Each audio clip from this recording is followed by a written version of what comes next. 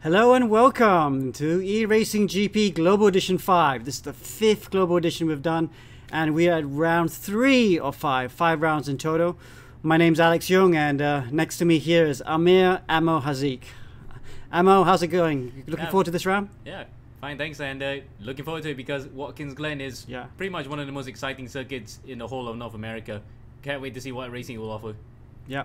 Okay, so we have 4 classes today. We've got the Copper, Bronze, Silver and Gold. These are our championship leaders that we have so far in the Global Edition.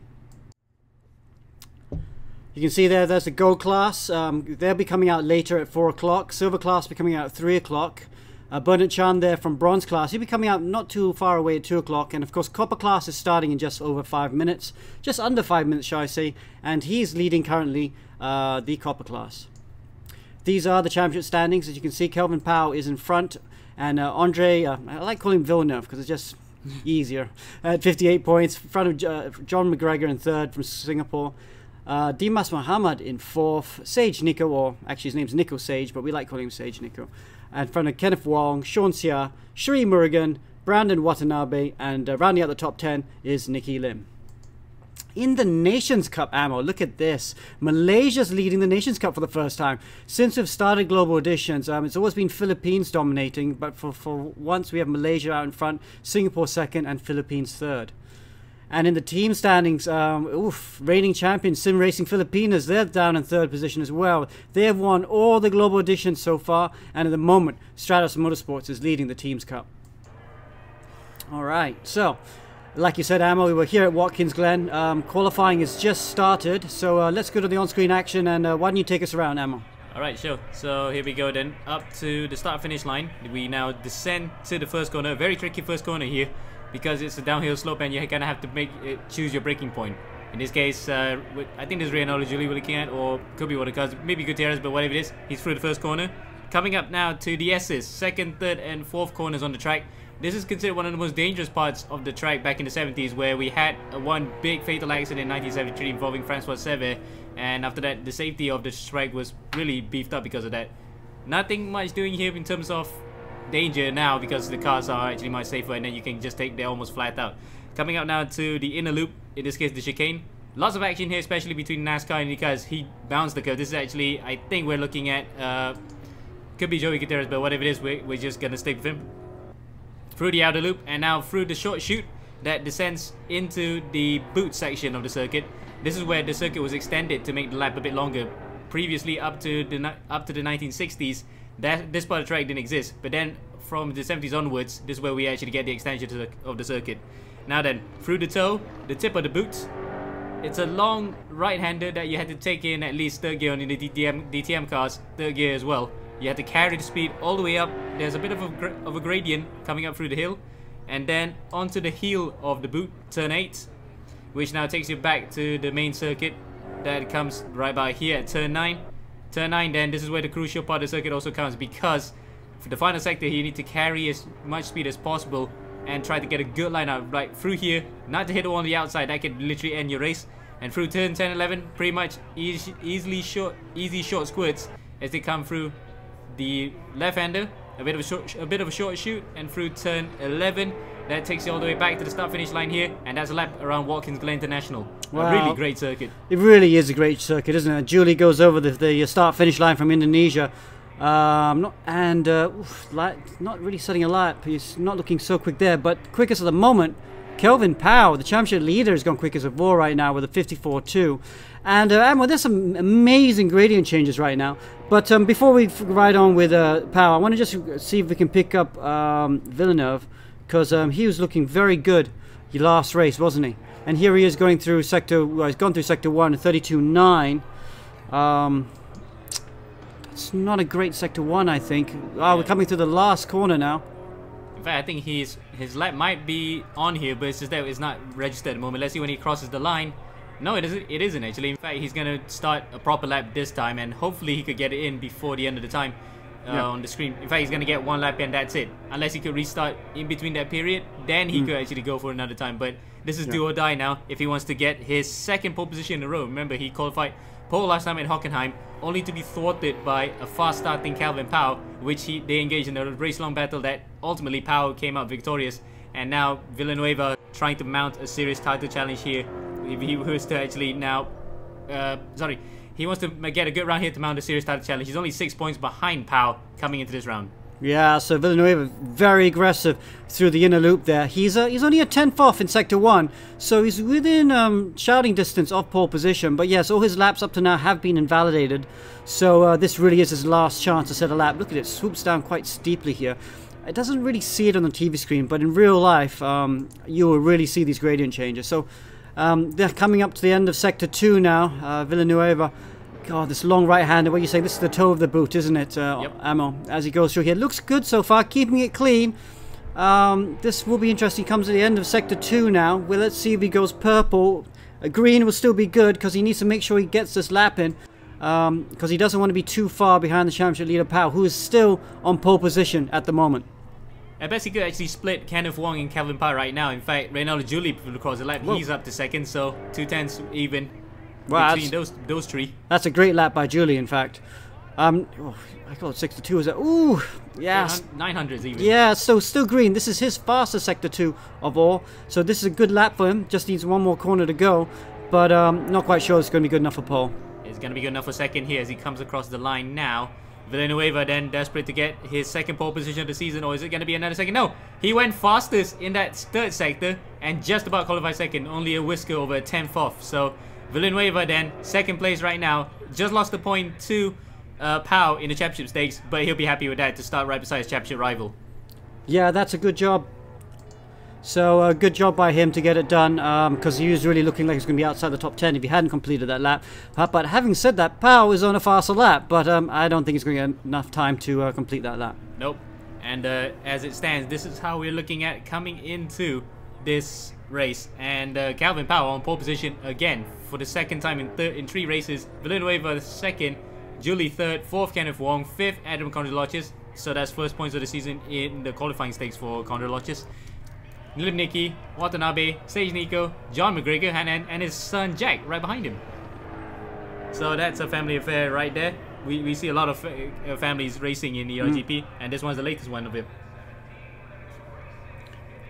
Yeah, okay, so really good there. I mean, that's good. Kelvin Pao, championship leader on pole. And you can see here now we've got a lot of time left before, not a lot of time really, we've got about a minute now before race 1 starts. Villanueva, he'll be really pleased to get that one Ammo. I mean, that was, he was leading it right to the death there. And Reynaldo Julie, we haven't seen him up in the top 3 in quite a while. He's actually quite experienced, isn't he, the Indonesian driver? Yeah, in fact, no points in the first 2 races of the season, so he could probably get his first points at this 3rd round right now. Yeah, in fact, probably would want to see him in a higher class, maybe bronze, to really test it out. But right now, that he might be part of the focus here because he's right up at the sharp end. We need to focus on the championship battle between Villanueva and Kelvin Pao. Yeah, absolutely. And of course, we've got a lot of 8-year-olds in this race. We'll try and show you them on Zoom. A lot of young kids driving, which is great for the sport to see all these young fellas in. Okay, just under 20 seconds to go before the start of race 1. Who's your bet, Ammo? I would say Pao, because he looks just that good here. But having said that, Villanueva will probably give him a run for his money, just like in Hockenheim. There we go. Red lights are out. Ammo. Yep, 5 lights on, and we're gonna get this race underway here at Watkins Glen, the first race of the day, and it's in the copper class. Race 1 here. The lights are gonna go out just about, hopefully, now. And we're underway here at Watkins Glen. It's a good start then for Kelvin Pao. In fact, that's another great start, just like he did in Hockenheim. And he got a jump on Villanueva as they come through turn 1.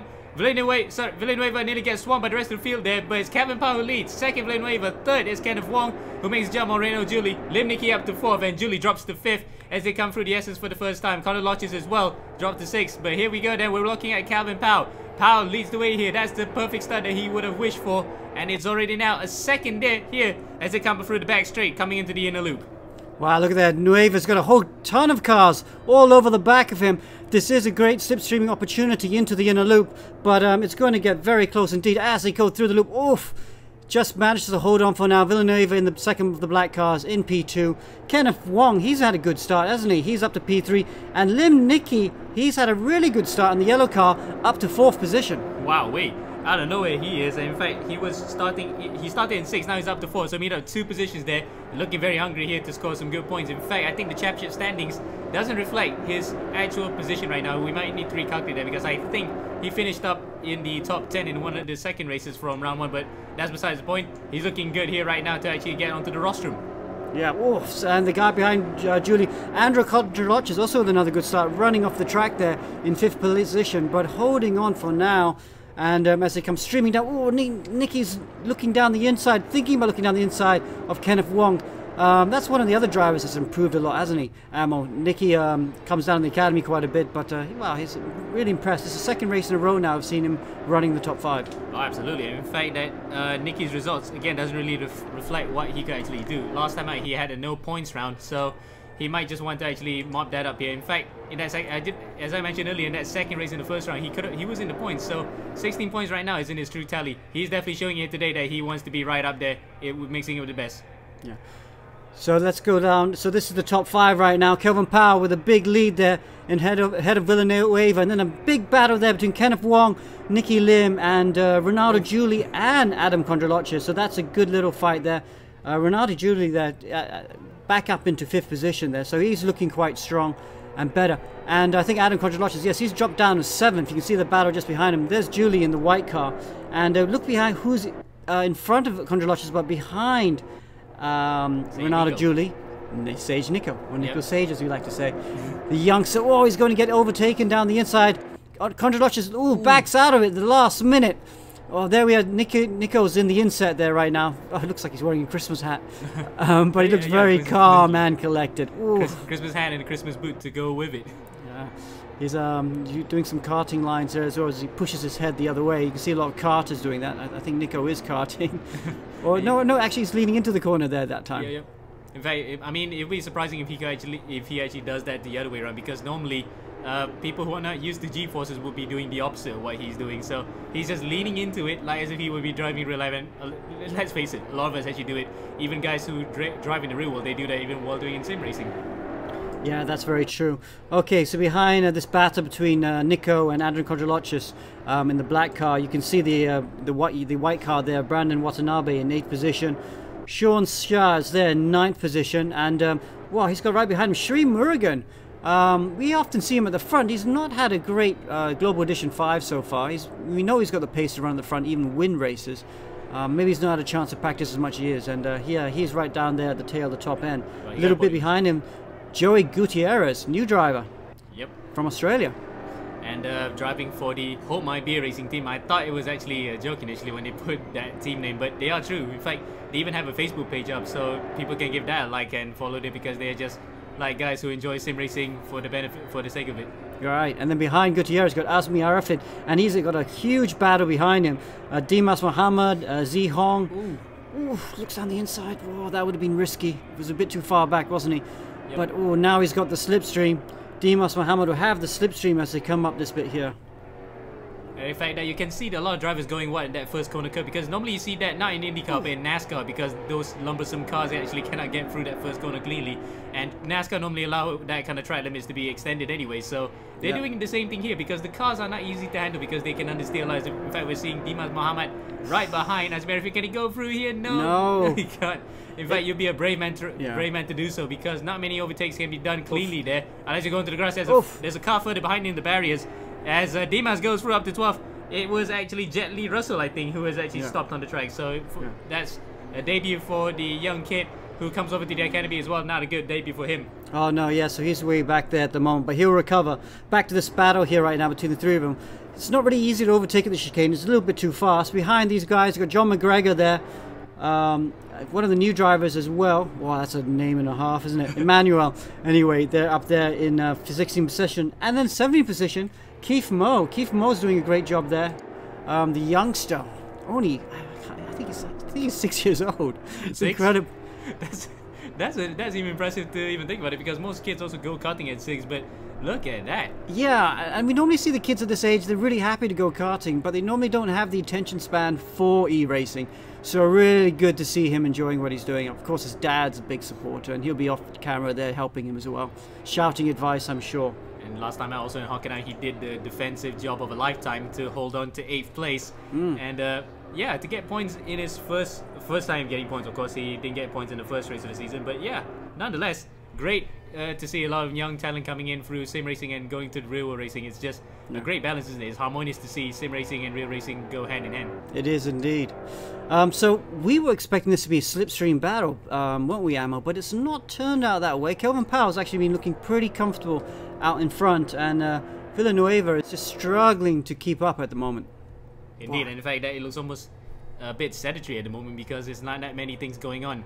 Yes, granted, because the nature of the circuit sometimes, I did say at the start it's an exciting circuit to drive on, but I did mention about racing because sometimes you could get really spread out racing due to the amount of corners that actually gets the field spread out. You didn't have the chicanes like in modern Tilkedromes, but you still end up having some cars being spread out like we're seeing right now. Yeah. Unless, of course, you are Kenneth Wong, who will be wishing he'll be a bit more spread out because Lim Nicky's right behind him. Yeah, so Nicky Lim, ooh, that's actually quite a good line.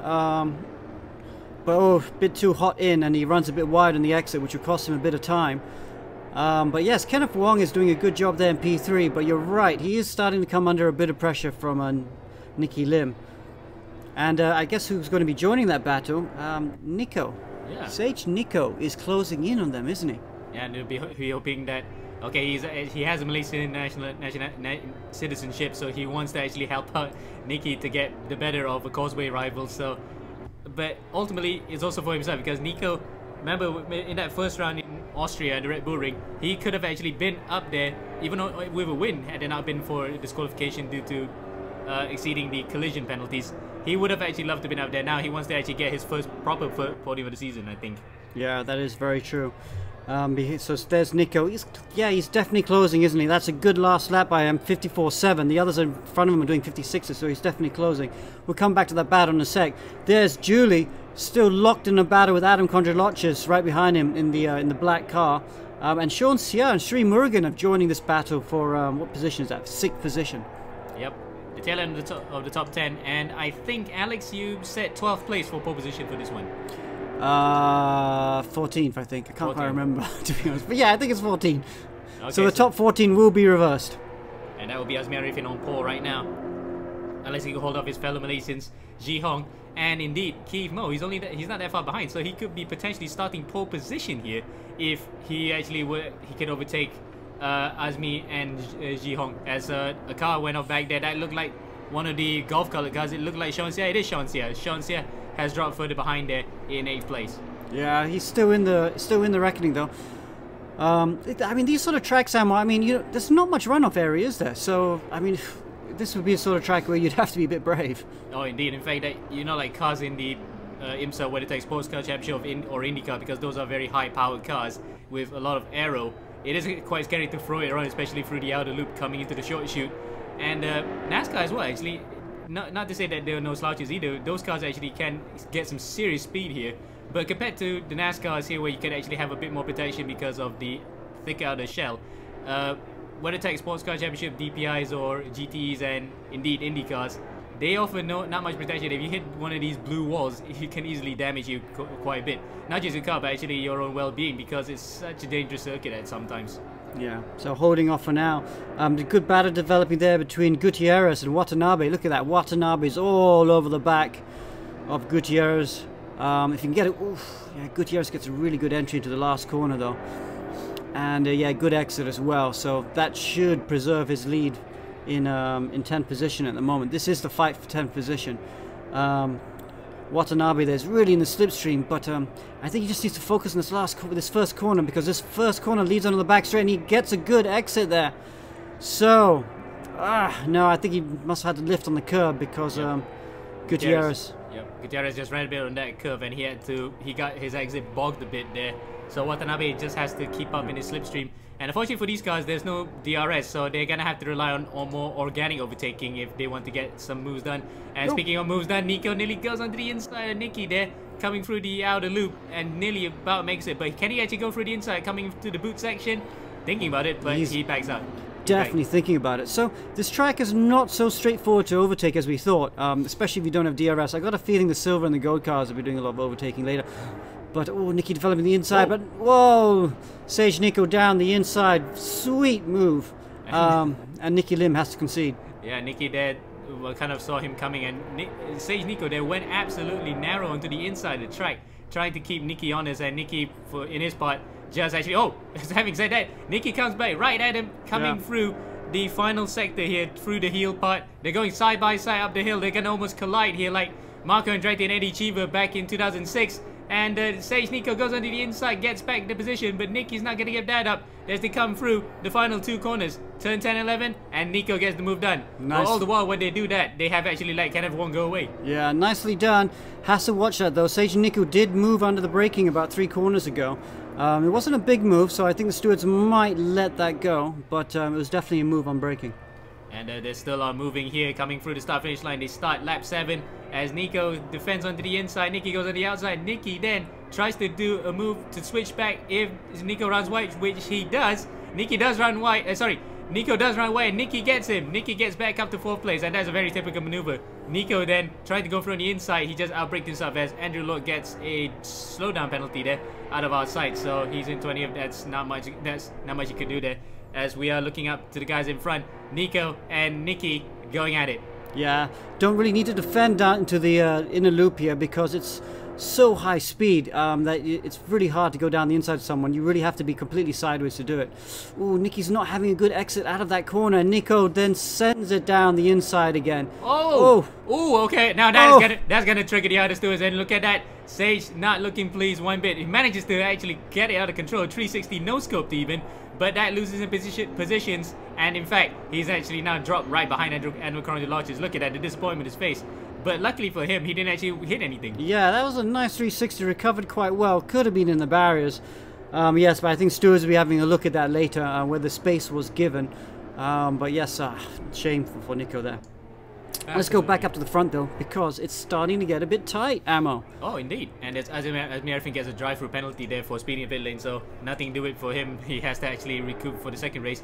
Yeah, the battle for the lead then, what was 1.2 seconds has dropped to 8/10. In fact, Kelvin Pao might have actually taken his foot off the gas even for the last couple of laps.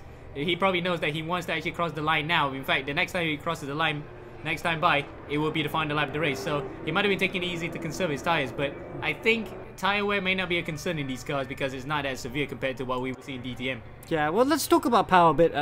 I talked to him earlier today, in fact, actually, as he's preparing for this race, and he was super nervous, super nervous. He's been in the Copper class, I think, 3 editions now. You know, the last edition we could see some that he was improving. I think he had a couple podiums. But now, in this Global Edition 5, he just reached another level, you know, and he really wants to win this championship. And you can tell he's getting a bit nervous. But he's managed to hold on. Maybe he's showing a little bit of nerves in the closing stages of race 1.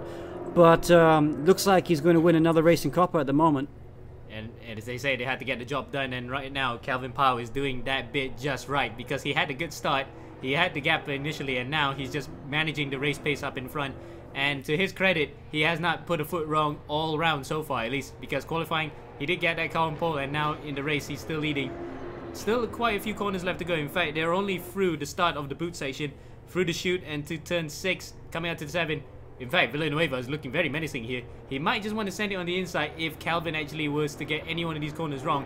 But right now, at least, Kelvin has a bit of a somewhat comfortable gap.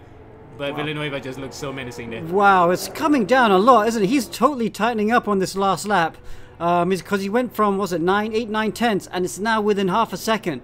So Kelvin Pao tightening up a bit on the last lap. But like you said, as long as he doesn't make any serious mistakes, he should be able to take this home to the checkered flag. But wow, he's getting close. 3 tenths now, Villanueva's off the lead. Oof. But unfortunately for Villanueva, he won't be finding any way to pass here unless there's a massive spin up in front. And Pao there looking quite serene through the curve at turn 10 up to turn 11. And it is a demolition job at the front, albeit a bit nervy towards the end. Kelvin Pao there coming out of the final corner now. And he comes across the line, takes victory, race 1 here in Copper class for round 3. And look at that, the sheer relief on his face, fists in the air. And who could blame him? That is a good race. In fact, he wipes the sweat off his forehead. As we might probably get an interview with him. Yeah, so let's try and get an interview with Kelvin Pao and talk to him a bit about that. Let's just look a bit further back as Ronaldo Giuli just managed to hold off Adam Kondralochis for 5th and 6th position. But Kelvin Wow, wow, wow. Good result. You must be happy with that. So happy with the result today. I'm like, I just don't mess up. I didn't mess up the start, so that's the good thing. So, yeah. But I make a couple of mistakes, so kind of get a bit. Yeah. You look like you're tightening up a little bit the last couple of laps because you could see Villanueva coming back at you. Yeah, I keep looking at the time difference, and then I was like, oh no, here he comes, here he comes. Oh no. So I just like, okay, let's go. Don't look behind. Well, congratulations. This is your, I think, 4th win of the Global Edition 5. I think it's the third win. Is his Third win, excuse me. Anyway, congratulations. Now you got a tough race 2 to come. You are actually going to start 14th on the grid for race 2. Look at his face there. So I hope you get another one of your good starts then. Good luck. Yeah. Thank you. Well, he had a bit of a PogChamp face there, shall we say, because that is not Poggers. He has to start way behind him. In fact, we saw just now how difficult it is to overtaking on this track. That might be the reason why he's actually having a stunned look on his face. He thought he'd be starting further up than that. But good race, wasn't it? There we got the screen now. I don't know if you can see it. Let's go to the full screen so you can see it better. Kelvin Pao with the fastest lap of the race as well. That was pretty good. Villanueva in 2nd. Kenneth Wong, he'll be relieved to come home in 3rd because he was getting under serious pressure by Nicky Lim and Nico Sage. But Nicky Lim in 5th. Renato Julie takes a good 5th position after not scoring points for a while. Condra Lotches, I think, was in 6th. And I can't remember the rest. But Sage Nico was there as well. Yep. Now, yeah, Murugan and Gutierrez, so that's the top 10. And now, Ammo, guess what? We got a father-son front row, I believe. Yeah, because looking at the results right now, we have John Mcgregor and Jack Mcgregor lining up right beside each other, and luckily we can differentiate the cars because Jack is driving in the yellow car while his father John is driving in the green car. So it'd be interesting to see if they could not hit each other, because we saw like in the past, like in the 80s when we had a kart still around. Michael and Mario Andretti raced together. That's right, and I wonder if they must have taken him. They did a lot of laps together, so I'm sure there must have been contact at some point between the two of them.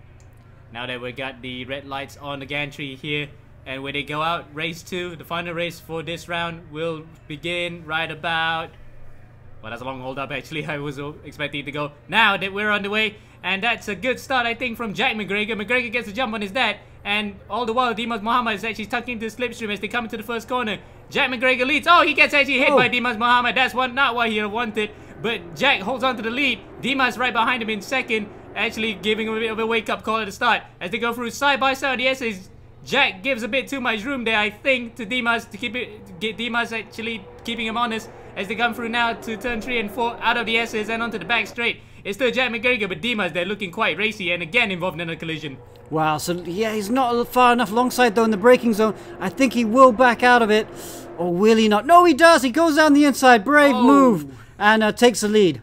Wow, that's the first we see today that has actually been done. In fact, most of the moves that we saw in the first race, they couldn't actually do it because the curbs are so vicious there. But Dimas Mohammad, albeit rather controversially, takes the lead of the race. Jack Mcgregor 2nd. 3rd is Brandon Watanabe, who goes around the outside of Jack here, coming through the chute and into turn 6, coming up to the boot section. But Jack holds firm and he's still 2nd. His dad is in 4th behind Brandon Watanabe. Right, so it must be interesting. But John McGregor there in 4th position. He's trying to focus on the driving, but I can bet you anything he's actually focusing more on how his son's doing further up the road.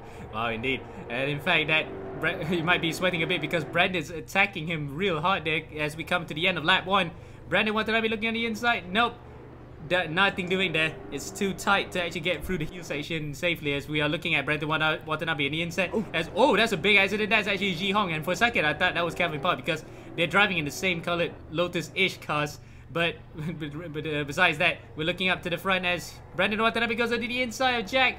Jack goes around the outside and holds on to 2nd. He knows that full well that they cannot be battling too hard right now because they're gonna let Dimas go away. And something happened to Sean Sia, and is that Sri Murugan? Because Murugan is driving 2nd. No, it's actually Azmi and Sean Sia in the back. So something happened between them, and they are trying to actually probably get rid of penalties. But meanwhile, back up in front, Brandon Watanabe then under attack from Sri Murugan. Murugan actually goes onto the inside, takes away 4th place.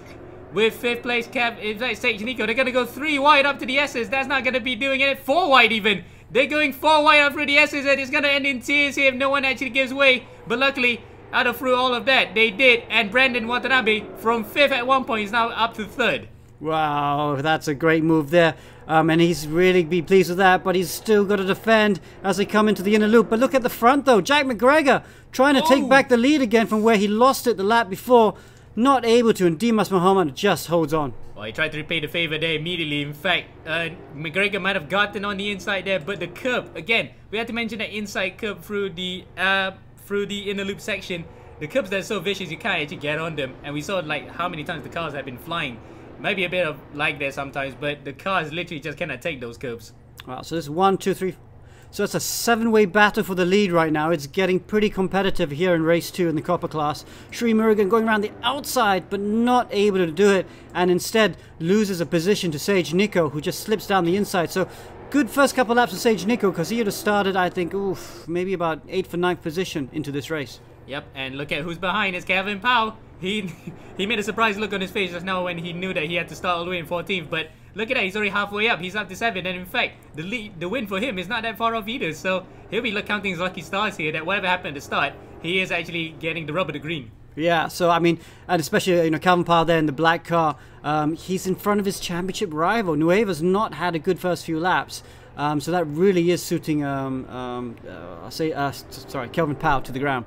Oh, and somebody spins there. That's actually Jet Lee Russell. So not a great debut for him, and probably he's racing at the Academy too, feeling the full brunt of that direct drive wheel. Yeah, this first ever sim race for him, so it's a big thing for him to step up.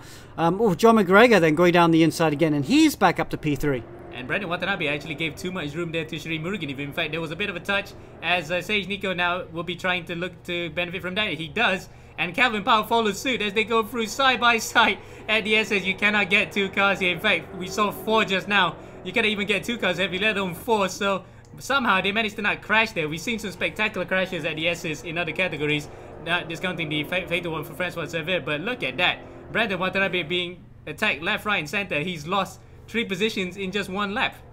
Yeah, that's... You got a feel for him, but that's part and parcel of racing, and you got to try and take it when you can.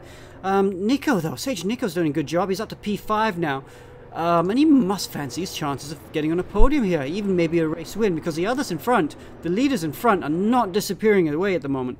And in fact, his best finish so far, that's I think Murugan going white. In fact, his best finish so far has been a 2nd, and that was last time out at the Hockenheim ring. So he'll be looking to try go one better and try to get a win. Because right now, John McGregor goes very wide. In fact, all of them go wide. You can see a lot of dust being kicked up.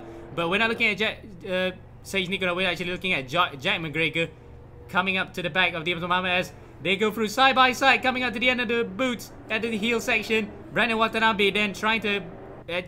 Brandon Watanabe being attacked there by Kelvin Pao. And Sage Nico attacking Sri Murugan. Murugan holds firm. And Brandon Watanabe manages to nick out of Sage Nico for 5th there. And the battle here between these guys, all the while, is actually attracting Edmund Controlaches and Lim Nicky into the fight. Wow, yeah, so this is very interesting.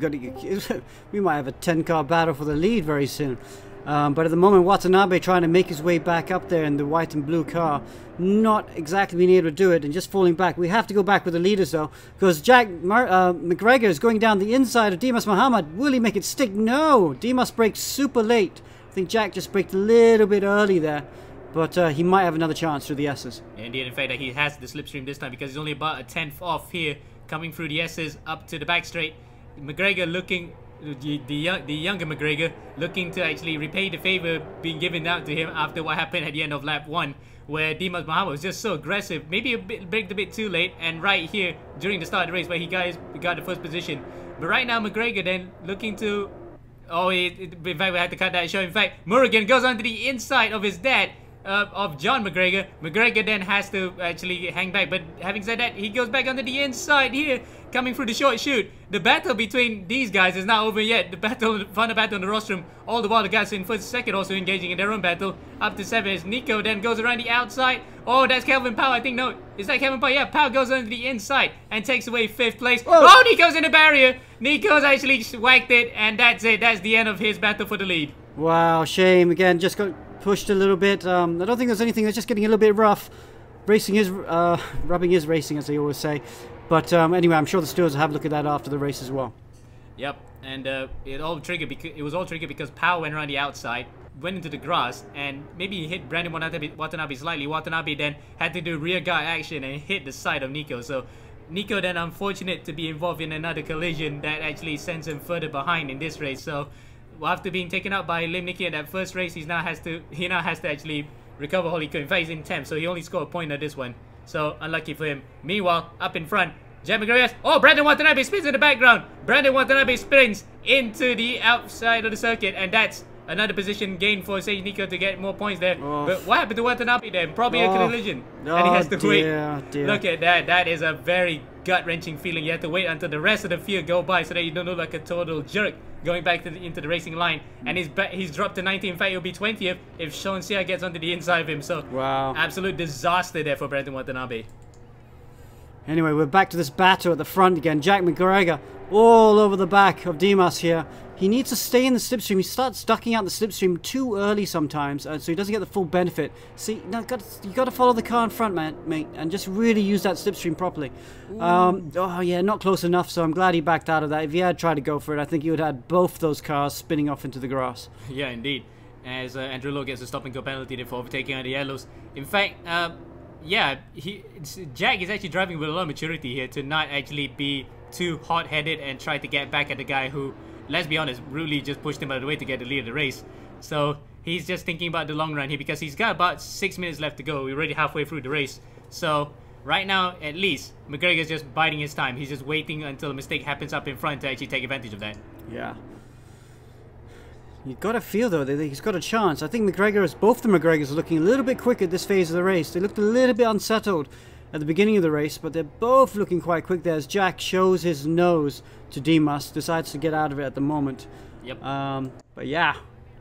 Oh, here we go. We've got Dimas in the insert right now. He's looking calm and collected, kinda.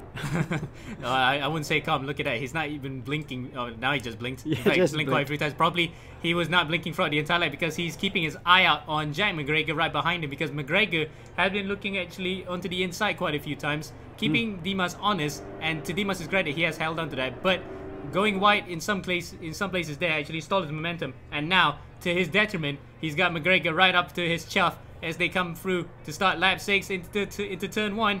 Dimas then holds on again. In fact, he's really good on the brakes, but sometimes he actually brakes a bit too late and he hits the front of some other guys, so he has to watch out for that. McGregor looks onto the inside here, coming through the S's. Does he make it stick? No, he doesn't. Dimas actually holds firm around the outside, but Dimas will know full well that he actually has Jack on his rear end, taking his slipstream as they come through to the into the chicane again for the 6th time. Yeah, and Jack was just ducking out the slipstream way too earlier on. If he had stayed in the slipstream, I think he would have been side by side by the time they got to the chicane. So not quite using the full use of the benefit of following someone else. And now he's run a little bit wide at the chicane. But wow, he's come right back at Dimas. Wow, wait. And in fact, that not only is he coming back at him, his father's also coming back at him. We're looking back at Dimas again. Looking a bit white-knuckled there, to be honest, because he's gripping the steering wheel quite hard, presumably because he just wants to hold on to this. In fact, it'll be a great result for him. That would be his first win of the season. Oh, only down the inside. Whoa, done. Sorry, go ahead, Alex. Down the inside, then runs wide. Oh, no. Jack McGregor. Oh. No, that was Dimas. Oh, dear. And in fact, look at that. He might have actually put his hand on his head in either disappointment or the fact that he could have thought he tried to go around the outside. There was a bit of lag there because Jack's car went through his car, so probably a bit of a lag touch, and unfortunately the one that came out at the other end, the worst, was Dimas. And now it's a father and son duo at the front with Jack McGregor leading his father John, and probably John will probably try to hold back to defend his son's lead. Well, I hope Dimas can just recover a bit, because the race is not over. He's still there in P3. He can close in on these guys. He just has to keep his composure. Yeah, indeed. And the fact that he has to keep his composure against a guy who, let's be honest, has actually been quite the story of the championships in terms of overtakes and action we've seen in the past few seasons. Shri Murugan. Murugan's only about 3/10 behind as they come through to start lap 7. In fact, we're viewing Murugan right now. He tries to dink one on the inside of Dimas, nothing do it, and in fact Murugan ends up the worst here because he stalls momentum slightly trying to go on the inside, and he has Kelvin Pao right behind. So Kelvin Pao here will be laughing all the way to the bank because all his championship rivals are not even in his close vicinity apart from John McGregor, because McGregor's actually going to challenge for the win at the start here on his own son. But nonetheless, Pao's had a great round. He's had a great round. He saw Villanueva go to the back of the grids. In fact, we're seeing out at the front of the grid, John Mcgregor goes onto the inside of Jack. And John Mcgregor, probably no team orders here. They probably are teammates, I guess. John Mcgregor putting one over his son, and now he wants to actually get the win and some valuable championship points in the championship stakes. Wow, so it's a great father-son fight here right now. I thought John was just going to follow Jack home, but no, he wants the win. He wants to close in on the championship. And now it's his son's turn to run as the rear gunner, shall we speak. The two Singaporeans now right in front. But look at that, Dimas in the white cars is closing the gap to the top two. Indeed, in fact, Dimas worked the wall right exactly here on the outside there. So it might have had a bit of damage on his car, but that doesn't seem to be affecting him too much. He's still within a shout of winning this race. 7/10s even with the top three. Murugan's fallen a bit further behind, 1.9 seconds. And in fact, what happened to Kelvin Pao? Pao was actually there in 5th place. He actually dropped to 10th. Whoa, what happened to Pao? Oh, he might have, because we did see a bit of smoke at the background there. He might have actually spun while trying to overtake Stream Murugan for 4th place. So Murugan involved in that. Maybe we'll get view on the stewards later on for that one. But whatever it is, we still have a race to watch out for towards the end. And now we're looking at Jack McGregor and John McGregor going at it for 1st and 2nd. Yeah, so one more lap to go after this as they come across the start-finish line. Still anyone's race at this point, you know. But Jack at the moment holding on in 2nd position behind his father in the green car. But the 4 of them just breaking away. They can see how Dimas in the white car breaks so late for turn 1. But then just runs wide. So I would think it'd be better to be a bit easier through turn 1. Wouldn't you, Amo? Actually, I would think conversely to that, because normally, like what I said in NASCAR, they will run wide. That's actually beneficial. You can get more momentum out of it. We saw drivers who go short, like into the inside, and try to hold the momentum. Sorry, hold the line. Yeah. They actually lose more time. So what Dimas is doing is basically what you want to do at that first corner, Alex. And will they have track limits for going out there? Maybe not too much, because I think that is fair game, to be honest. Because we see that in NASCAR. We also see that in IndyCar. So that's probably the most common line to take, unless of course you're on iRacing, which you can't do. Gotcha. Okay, well, Dimas Mohammad there in 3rd position. He's all over the back of Jack. So they're redoing the battle. Oh, down the inside. Whoa. They both had contact. Somehow they both survived that. Wow, and in fact, Dimas hits the back of Jack McGregor again. So Jack probably wants to think twice about racing with him after this, if he was to get into another collision. But all the while, with these two battling, John McGregor is actually pulling a gap. He's about 8/10s ahead, as we saw Sri Murugan going off to the background there. But the battling between these two has actually opened up the gap at the front, with John McGregor's going to probably take his 1st win of the year, and that will be one sweet victory too, because he'll be sharing a podium with his son. Wow, so looking at that, we have to follow Jack, John at the moment, because you're right, he is leading. We're still in the middle sector at the moment, still a bit further to go. Ooh, Dimas just running a little bit wide there as we come out to the last 2 corners on the track. And yeah, it's going to be a good win for John McGregor. So then coming through the final corner now, John McGregor having to work his way up through the front, but he actually made his battles count, and he takes his 1st win of the Copper Class season for Season 5. John McGregor wins. 2nd is Jack McGregor's son, 3rd Dimas Mohammad. He looks happy with that podium. He probably could have wished he had more, but I think he's just happy to settle for that. 4th, Sri Murugan. 5th, Condolocious. 6th is Lim Nicky after recovering from with the hit with Sage Nico in race 1. 7 Nico, 8 Reynald Julie, 9 Kenneth Wong, and 10 Kelvin Pao, who out of our sides actually threw away a potential points finish. Yeah, so I think Dimas there is just looking at his screen there. I wonder if he can hear us. I don't think he can hear us, but if he could hear us, maybe he could unmute himself and we could chat to him. But I think, look at that, he's obviously talking to some friends on Discord or something. So though I'm sure he wanted to win, I think he'll still be pretty happy with P3. Yep, and is he looking? Yeah, he's looking at the camera. He's, I think, hoping for us as well. We see one guy spinning out at the turn 1 area, which is pretty much what NASCAR drivers would do. Nope, I don't think we have in time for the interview, but nonetheless, what an amazing race, Alex. Yeah, definitely an amazing race. We'll go to the 3-way now, yeah, so that's the Copper race. Pretty much done and dusted. Well, it is done and dusted. Great, very, very exciting race too. Race 1 was a bit of a slow burner, wasn't it? Kelvin Pao won that quite easily. But race 2 was all about action, overtaking all the way from the start to the finish. Absolutely. And McGregor there, that'll close him in a bit on Kelvin Pao's championship lead, won't it? Yeah, in fact, that Pao, when he was out of I said out of points scoring position. In fact, he finished 10th. So at least he gets 1 point here, but it could have been more had it not been for what could have been what possibly was a collision. So yeah, Kelvin Pao will be ruining that missed opportunity to gain points on the guys behind him. Yeah. So we're looking at, there we go, the preliminary results, the provisional results here, as our camera goes a bit wonky.